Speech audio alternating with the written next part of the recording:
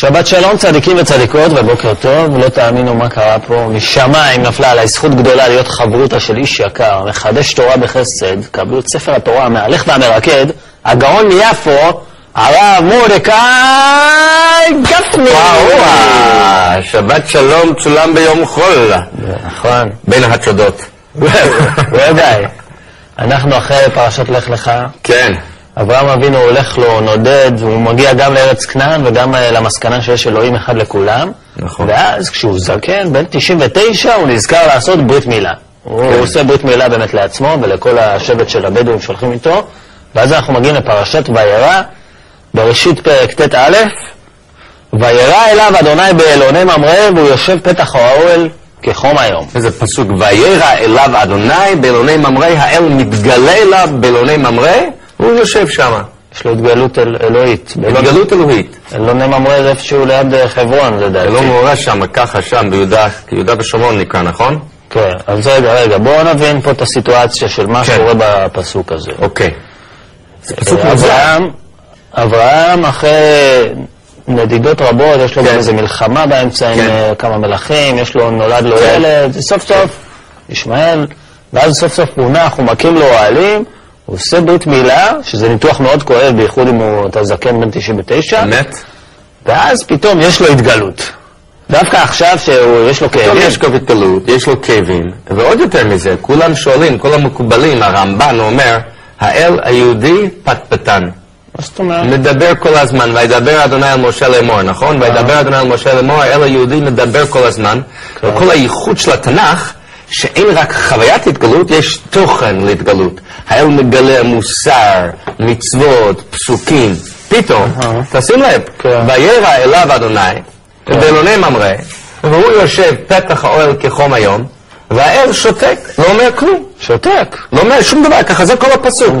הפסוק הבא זה כבר עניין של אורחים שעוברים, הוא מכניס אותם, זה כל הסיפור. זאת אומרת, בדרך כלל שאלוהים מתגלה, לפחות ביהדות הנביאים שלנו, הוא אומר משהו, ופה נעדה כלום. פשוט ככה שותק. ועל זה המקובלים אומרים. מה העניין הזה? אז קודם כל אומרים ככה, דבר גדול, אתה הולך לבית כנסת, נכון? כן. בבית כנסת אתה צריך ככה להתפלל. מלא מלל, מלא מילים. אבל איפה החוויה? איפה העומק? אז אומרים כאן דבר פנטסטי. למה האל בא כאן להתגלות? כדי להתגלות. לא להגיד שום דבר, בלי שום תוכן. לא תוכן התגלות, אלא חוויית ההתגלות. אנחנו כל כך מורכזים בתוכן בעניינים, עשיתי לא עשיתי, שאיבדנו לחלוטין את החוויה האדירה של נוכחות אלוהית. את החוויה הרוחנית האדירה. יש לו כל הזמן מלל. איבדנו את האפשרות לטעום את אלוהים. רגע, סטופ את. סליחה.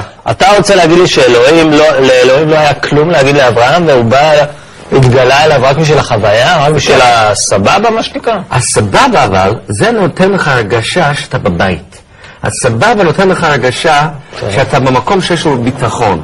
אתה סבבה, כאילו החוויה העמוקה של נשיקה אלוהית, של לטעום את האלוהים, של לחוות את האלוהות לעומק, זה נותן לך את הרגשה שאתה בקשר, שהאל ככה, איך כתוב בשיר השירים? שמאלו מתחת לראשי, בימינו תחבקני. ימינו תחבקני. איזה יופי.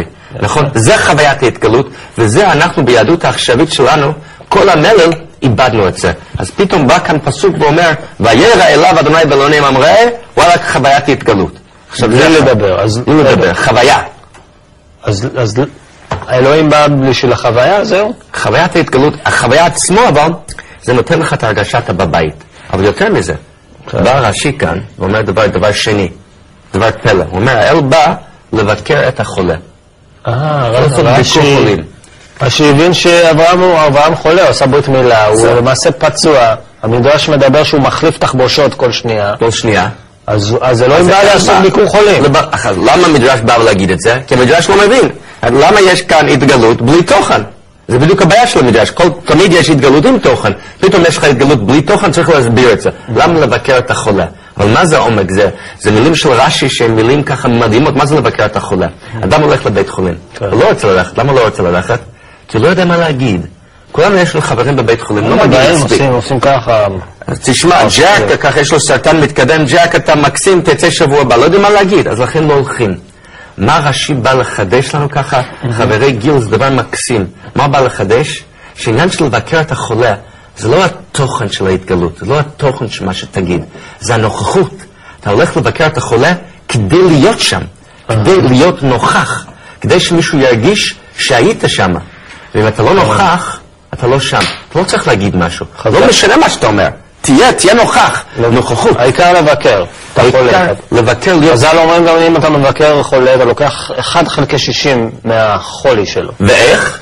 לא בזה שאמרת משהו. לא שנתת לו כמאה. לא שגם ריפאת אותו. הנוכחות כשלעצמו של הזולת היא הדבר עצמו. זו התגלות אלוהית. אז אלוהים מגלה פה צד נשי מפותח. הוא לא בא עם פתרון, הוא לא מרפא את אברהם, אלא בא עם נוכחות. עניין צד נשי ככה מפותח זה עניין פנטסטי, נכון? אתה זוכר את המחקרים האלו. נשים וגברים מדברים, נכון? אישה ככה פורסת איזושהי בעיה, וגבר ככה מקשיב ואומר, תשמעי, יש לי פתרון. והיא כועסת עליו. למה אתה נותן לי פתרון ככה? רציתי לספר, לא מבין. סיפרתי בעיה, אני נותן פתרון. והאישה אומרת, לא, אני רוצה שתהיה נוכח. שתקשיב, שיהיה לך שמע ישראל. אז כאן, וירא אליו אדוני באלוהים ממראה, אברהם חולה, האל מתגלה, הוא נוכח, שנזכה, כשחבר בצער, כשחבר בבלגן, להיות נוכחים, להתקשר, להיות. זה עומק העניין. אבל רגע, בוא נעבור רגע, הבנו את הקטע הזה, אבל המשך הפסוק, כתוב, וישא עיניו, אברהם נושא עיניו, וירא והנה 3 אנשים ניצבים עליו, וירא וירץ לקראתם מפתח האוהל וישתחו. אני לא מבין את זה, אתה אומר, הוא היה באמצע התגלות, הוא היה בשיא השנטי, ההרמוניה, פתאום הוא רואה 3 אנשים מרחוק ומתחיל לרוץ, הוא משוגע. הוא הגיל אתה צדיק חסיד וגם רווק. רגע, אבל אני רוצה להבין, באלה שאברהם יוצא מהסטלה שלו, וככה לרוץ עם כל התחבושות שלו, ויש לו כאב ויציב. הורד ככה, נכון? ועוד כחום היום, הורד בית, זה לא מובן. אז זה דבר פנטסטי. דווקא בעלי הקבלה הגדולים שואלים בדיוק את השאלה של הרב הצדיק, החסיד הגאון והרווק גיל קופץ'. וככה, וזה דבר פנטסטי. הם אומרים, איך זה יכול להיות? כמו שאתה אומר, לא משתמשים במילה הזאת, סטלה, לא ראיתי את זה במקורות, אבל כאילו, מה לעשות? אבל כאילו, הוא באמצע שיא התגלות, הולך ככה להכניס אורחים. אז אומרים דבר פנטסטי יפה. אומרים דבר פשוט מדהים ביופיו. אתה רוצה שאני אגיד לך? אני אגיד לך למה לא.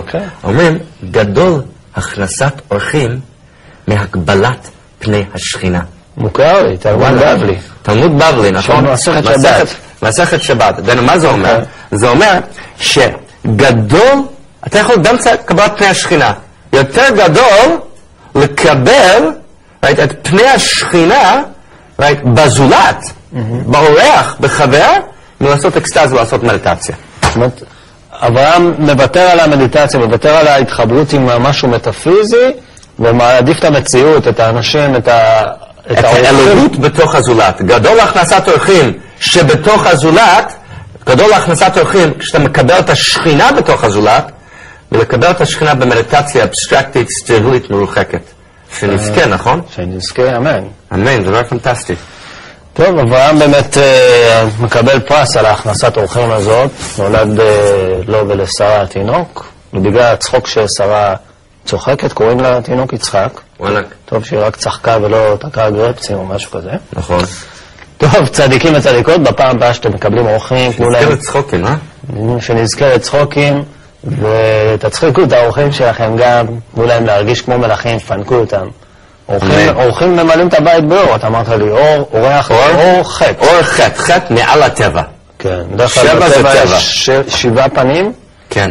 7 מישורים, ופה אור חטא. לקבל אורח, לקבל את האור חטא שבו, את הנקודה האלוהית שבו, את הפנטסטית שבו, את הייחוד האינסופי שבו. אוקיי. אמן, זה לקבל אורחים. תודה רבה. כדאי לכם לקרוא אגב את הפרשה הבאה, הפרשה הזאת היא מלאה במעשה סדום, גילוי עריות, ומיד אחרי הפרסומות גם אברהם קושר ילד למזבח ומאיים לרצוח אותו. תגיד, אם אלוהים אומר לך לרצוח את הבן שלך, אתה... שאלה, נכון, בלגן. שבוע הבא נדבר על זה אולי. וואלק. שבת שלום לכולם, תודה לרב מורדכי גפני. גילוש, שבת שלום מבורך, צולם ביום חול.